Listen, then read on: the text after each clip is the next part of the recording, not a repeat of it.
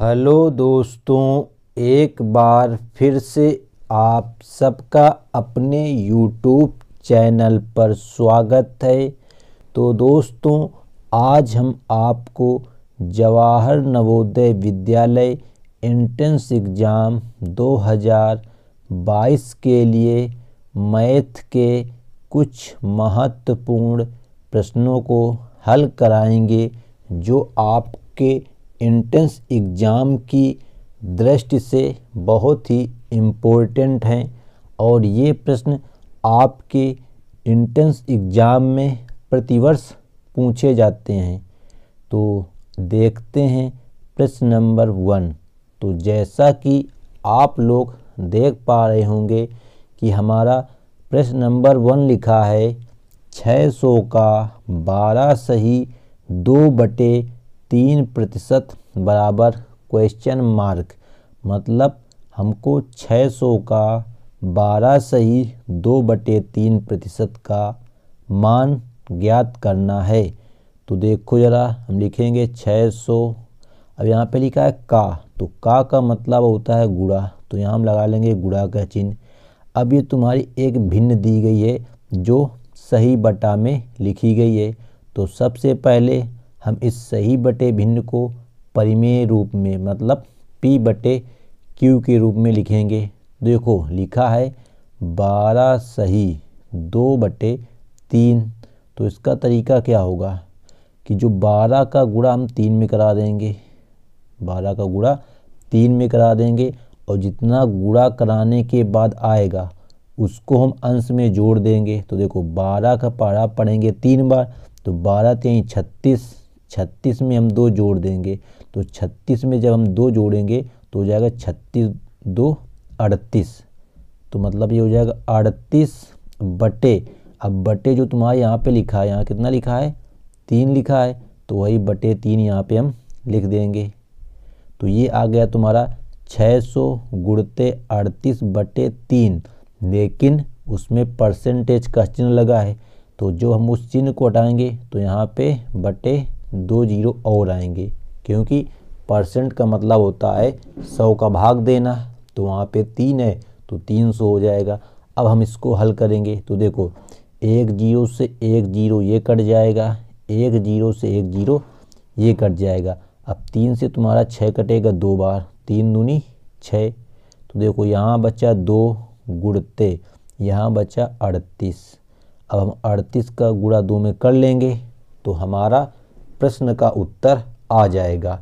तो यहाँ पे 38 दूनी तुम्हारा होता है 76, 2 अट्ठे 16 की 6 हाथ से लगा 1, 2 3 6 और 6 में 1 जोड़ देंगे तो 7। तो जो हमारा राइट आंसर होगा वो कितना आएगा 76, मतलब 76, जो ऑप्शन नंबर आपको दिख रहा होगा, ऑप्शन नंबर सी में लिखा गया है। तो इस प्रकार आपका जो प्रश्न नंबर 1 है वो हल हो जाता है। तो इस प्रकार के प्रश्न आपके एंट्रेंस एग्ज़ाम में पिछले वर्ष पूछे गए थे। तो उम्मीद करते हैं कि ये प्रश्न आप सभी बच्चों को समझ में आ गया होगा। तो अब देख लेते हैं अगला प्रश्न। तो प्रश्न नंबर 2 है, लिखा है अंडर रूट में क्वेश्चन मार्क मतलब प्रश्नवाचक चिन्ह बटे 36 बराबर लिखा है 3/6।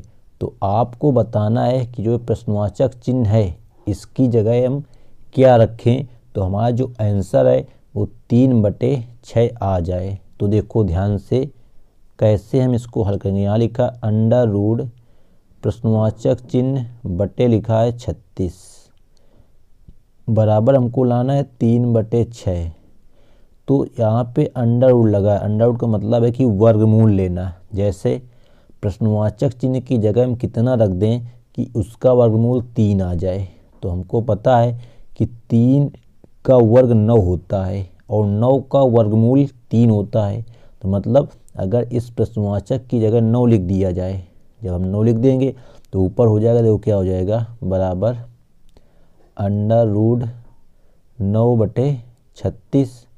अब 9 का वर्गमूल तो होगा तुम्हारा 3, क्योंकि रूट लगा है तो 3 गुणते 3 तो रूट हट जाएगा, बटे 6 का हो जाएगा 36 का हो जाएगा 6। तो देखो यही तो यहाँ पे लिखा था 3/6, तो वही इसकी सहायता से हमने निकाल दिया 3/6। तो मतलब इससे ये निकला कि जो प्रश्नवाचक चिन्ह है उसकी जगह हम 9 रखेंगे। तो इस प्रश्न का जो राइट आंसर आएगा वो ऑप्शन नंबर ए आएगा 9। तो उम्मीद करते हैं कि ये प्रश्न भी आप सभी बच्चों को समझ में आ गया होगा। तो अगर वीडियो अच्छी लग रही हो तो वीडियो को एक लाइक कर दो और चैनल पर पहली बार यदि आए हो तो चैनल को सब्सक्राइब करके बेल आइकन को प्रेस कर लेना। तो अगला प्रश्न है तुम्हारा प्रश्न नंबर 3। लिखा है एक घनाकार या घनाभाकार कमरे के विकर्ण की लंबाई 13 मीटर है। मतलब एक आपका कमरा है जो घनाभ के आकार का है, जिसका जो विकर्ण दिया गया है वो 13 मीटर है तथा लंबाई 12 मीटर, चौड़ाई 4 मीटर, तो ऊंचाई ज्ञात करो। मतलब आपको उस घनाभाकार कमरे का विकर्ण पता है, लंबाई पता है, चौड़ाई पता है, निकालना क्या है, ऊंचाई का मान निकालना है। तो सबसे पहले आपको यहाँ पे घनाभ के विकर्ण का सूत्र आना चाहिए। तो आपका सूत्र होता है एल, यानी कि यल तो होती लंबाई, विकर्ण होता है डी, तो होता है सूत्र d² बराबर, मतलब विकर्ण का स्क्वायर बराबर लंबाई का स्क्वायर प्लस चौड़ाई का स्क्वायर प्लस ऊंचाई का स्क्वायर। तो आप लोगों को घनाभ के विकर्ण का सूत्र याद होना बहुत ही आवश्यक है, जो हमने आपको सामने लिख दिया है कि विकर्ण का स्क्वायर बराबर लंबाई का स्क्वायर प्लस चौड़ाई का स्क्वायर प्लस ऊंचाई का स्क्वायर। तो देखो यहाँ पे दिया क्या गया है, तो यहाँ पे जो विकर्ण है वो है 13, तो यहाँ आ जाएगा 13 का स्क्वायर,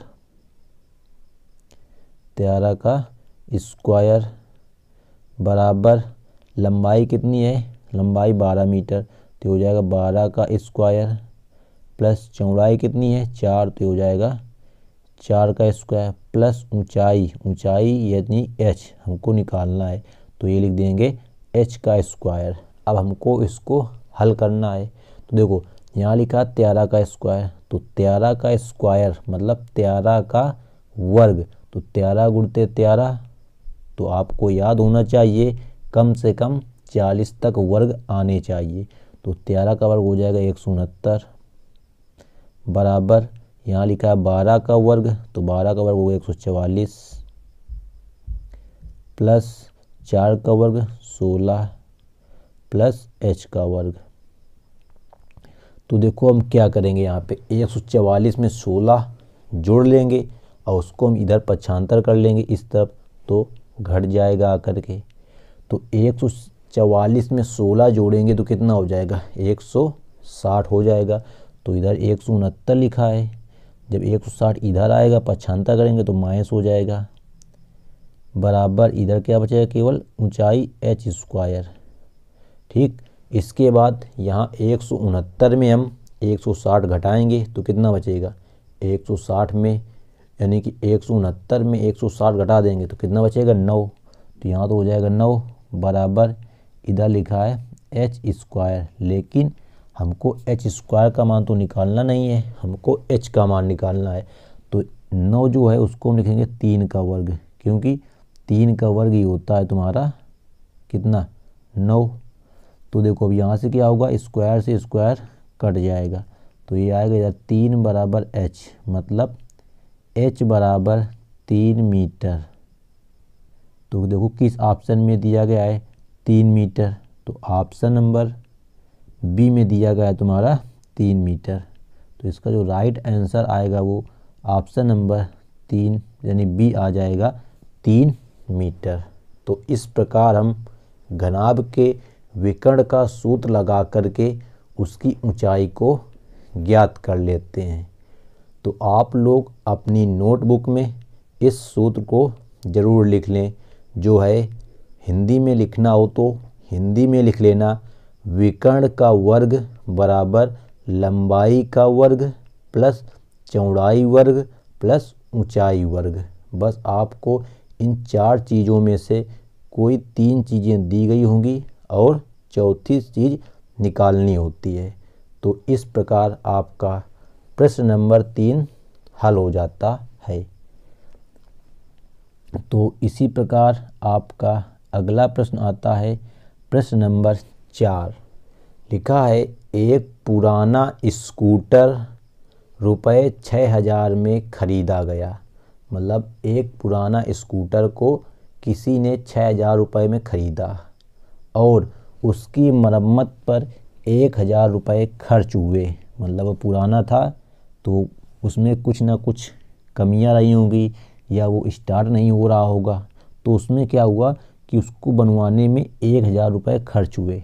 तो यहाँ से हमको ये पता चला कि हम तो 6,000 रुपये उस पर पहले खर्चा कर रहा ख़रीदने में, फिर 1,000 रुपये और खर्चा कर दिए, तो टोटल जो हमारा क्या हुआ क्रय मूल्य मतलब ख़रीदा जितने का वो कितना हो गया 7,000 रुपये। तो क्रय मूल्य को हम दिखाते हैं CP से, मतलब कॉस्ट प्राइस, तो वो कितना हो गया 7,000 रुपये। ये समझ में आ गया होगा 7,000 कहाँ से आया, क्योंकि 6,000 तो पहले से था, 1,000 हमने उसको बनवाने में खर्चा कर दिया, तो वो भी हमारा खर्चा ही तो हुआ, मतलब क्रय मूल्य। तो CP का मान तुम्हारा है 7,000 रुपये। फिर आगे लिखा है यदि वह 10% लाभ पर बेचा गया। मतलब 7,000 रुपये तो हमने खर्चा कर दिया, अब हमको क्या करना है कि 10% लाभ पर बेच दिया, तो स्कूटर का विक्रय मूल्य बताओ। विक्रय मूल्य मतलब सेलिंग प्राइस, SP का मान पूछा गया है। तो लिखेंगे हम SP बराबर CP गुणते कितने का लाभ कमाना है 10% का लाभ। तो CP जो होता है वो हमेशा 100% होता है, मतलब 100% होता है, उसमें हमको 10% का लाभ कमाना है। तो 100% तो पहले से 10 हमको और कमाना है, तो टोटल जो प्रतिशत हो जाएगा वो हो जाएगा 110%, क्योंकि 100% में हमको 10% का लाभ कमाना है, तो 100 में हम 10 को जोड़ देंगे, तो टोटल हो जाएगा 110%। अब यहाँ मान रखाएंगे, तो CP है 7,000 गुणते 110 बटे प्रतिशत का चिन्ह हटाएंगे तो बटे आ जाएगा 100। तो 1 0 से 1 0 ये कट जाएगा और 1 0 से 1 0 ये कट जाएगा। ऊपर इधर बचा 700, इधर बचा 11। तो देखो 11 0 0 11 0 0 11 सते 77। तो कितना आंसर आया 7700, मतलब 7,700 रुपये। यानी कि जो तुम्हारा स्कूटर 7,000 का बना था उसको यदि हम 7,700 रुपये में बेचते हैं तो हमको 10% का लाभ प्राप्त होगा। तो देख लो दिए गए किस ऑप्शन में आपका 7,700 दिया गया है। तो ऑप्शन नंबर ए ही एक ऐसा ऑप्शन है जहाँ पे दिया गया है 7,700 रुपये। तो हमेशा आप सभी को यह याद रखना है कि जब लाभ कमाया जाता है तो 100 में हमेशा जोड़ दिया जाता है। अब इसी प्रश्न में कह देता कि हानि होती है, तो जब हानि होती है तो 100 में घटा दिया जाता है। मान लो प्रश्न में कह देता कि 20% हानि पर बेचा गया, तो 100 तो पहले से था, 100 पहले से था, अब 20 क्या हुआ हानि हो गई, तो 100 में 20 घटा करके यहाँ पर हम 80 फिर रखते। हमेशा जो बेस होता है मतलब आधार वो 100 ही चलता है, बस ये आप लोगों को याद रखना है। तो अब देख लेते हैं आज की वीडियो का एक और प्रश्न और अंतिम प्रश्न। प्रश्न नंबर 5 लिखा है एक रेलगाड़ी 4 घंटे में 200 किलोमीटर चलती है। मतलब कोई रेलगाड़ी है वो 4 घंटे में 200 किलोमीटर चल जाती है। तो हमको भी चाल तो पता नहीं, तो सबसे पहले यहाँ हम निकाल लेंगे चाल। तो चाल होती है V, चाल बराबर सूत्र होता है दूरी बटे समय। तो दूरी कितनी है 200 किलोमीटर और समय कितना लग रहा है 4 घंटे। तो कितना आएगा यहाँ पे 4 का भाग देंगे तो 4 पंचे 20, 1 0 बच जाएगा, मतलब 50 किलोमीटर प्रति घंटा। तो उस रेलगाड़ी की तुम्हारी क्या है चाल है तुम्हारी, वो इस स्पीड से जा रही है, मतलब 1 घंटे में 50 किलोमीटर जा रही है, जब कहीं 4 घंटे में 200 किलोमीटर की यात्रा तय करती है। फिर आगे प्रश्न में पूछा गया है पहुंचने में कितना समय लगेगा यदि ए से बी के बीच की दूरी 400 किलोमीटर हो। तो देखो यहाँ पर आपको ये चाल निकालने की भी ज़रूरत नहीं है, क्योंकि पहले तुम्हारी जो दूरी थी वो कितनी थी 200 किलोमीटर, तो समय लग रहा था 4 घंटे। अब दूरी तुम्हारी कितनी हो गई 400, मतलब 200 की दुगना हो गई। जब दूरी तुम्हारी दुगना हो गई तो समय भी तुम्हारा कितना लगेगा दुगना लगेगा। पहले 4 घंटा लग रहा था, तो अब कितना लगेगा 4 का दुगना 8 घंटे। तो देखो ऑप्शन नंबर ए में दिया गया है 8 घंटे। तो ये तुम्हारा थोड़ा मेंटल एबिलिटी का प्रश्न था, समझने वाला, कि हम 4 घंटे में 200 किलोमीटर जाते हैं तो 400 किलोमीटर जाने में कितना समय लगी, क्योंकि 200 का दुगना 400 होता है, तो हमको दुगना दूरी जब तय करनी है तो समय भी दुगना लगेगा। तो 4 का 2 गुना 8 घंटे समय लग जाएगा। ये कुछ भी हल करने की ज़रूरत यहाँ पे नहीं थी, बट हमने इसको हल कर दिया, तो इसकी कोई ज़रूरत नहीं है, आप लोग इसको सीधा हल कर सकते हो। तो ये थी आज की एक छोटी सी वीडियो। उम्मीद करते हैं कि आप सभी बच्चों को ये सभी 5 प्रश्न समझ में आ गए होंगे। तो आज की वीडियो में फ़िलहाल इतना ही, मिलते हैं नेक्स्ट वीडियो में। जब तक के लिए जय हिंद, जय भारत।